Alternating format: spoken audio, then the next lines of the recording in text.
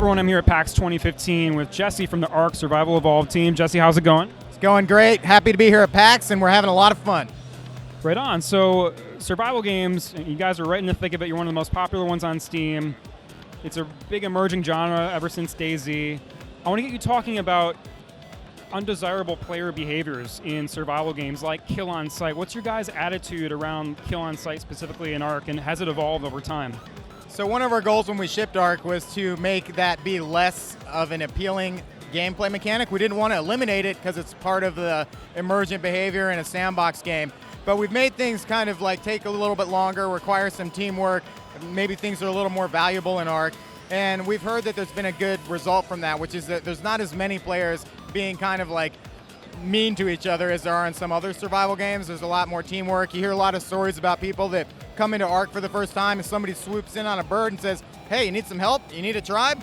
Come follow me, you know, and it's like we really like that behavior, and it means we've hit one of our goals, which is to have a much more welcoming community in the game. And do you guys have like a guiding philosophy about those type of behaviors? Because yeah, you want to allow players to express themselves, to be creative, to do stuff that you didn't expect, and not sort of wall them in into a specific experience. But at the same time, yeah, you want to be inclusive and not. I mean, we've all in survival games walked in and instantly died, and not really know how to proceed. So yeah, how do you balance those two approaches? Part of it, I think, is player choice. We've done a lot of work to allow people to play the type of game that they want to play. Last night at the pre-pack show at Microsoft, we're talking to a group of gamers that really enjoy the fact that we have PvE because they don't want to take part in the PvP like hatred that happens sometimes, and they want to play at a slower pace. So they have their own PvE server that they play on. We provide PvE servers as well. And then in the PvP game, we really made it so that when people host their own servers, there's a lot of options to tweak. Admins can set rules for things. Of course, on our official servers, we try not to do any of those kind of restrictions. We have like kind of the main game open to the pure core survival game design. And over time, we're trying to add in more of the balancing stuff about the game that kind of, even though that stuff's going to go on, we want to give it a counterweight. Like there's a cost for griefing people. You might get thrown in prison and not be able to hop on that server anymore, as we've seen online and stuff like that. And so we really try to balance stuff in gameplay instead of like arbitrarily creating rules against things. One of my favorite aspects of this style of multiplayer sandbox game is it produces players who play it in a very specific, weird way. You know, I've seen pacifists in DayZ and doctors and gangs and stuff like that. What's a couple of those types of players or groups that you've been really interested in or sort of caught your imagination in the studio?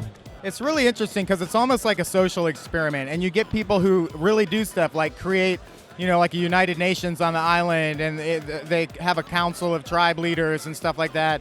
People establish like trade routes, and they'll create currency for things on the server. Some people like to like blockade people and go about it with like a totalitarian rule, but some people are a lot more democratic in the way the server's governed. And you really see from server to server all sorts of different societies spring up and governance and things like that, and it's just amazing. Almost each server is a little microcosm of society, and you can go into any one server and it feels like you're in a different dimension or a different planet, because you have people that, not just individual people that are playing the game a whole way, but a whole server that's playing the game a certain way, and the people that keep going back to that server because their accounts are permanent on the server are the ones who are gravitating to that particular type of gameplay, and so they'll role play in there, they'll take part in that world. And so you're playing ARK, but you're, playing ARK being ruled under an iron fist, or maybe that's, more of like a free-form island where there's not a lot of big tribes and people are just kind of all spending for themselves and stuff like that. So that behavior to us is like really the most interesting.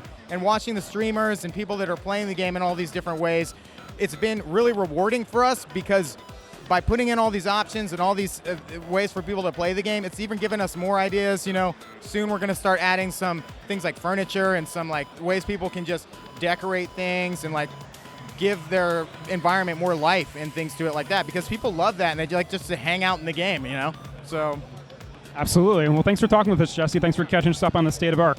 Thank you very much. It's great talking to you.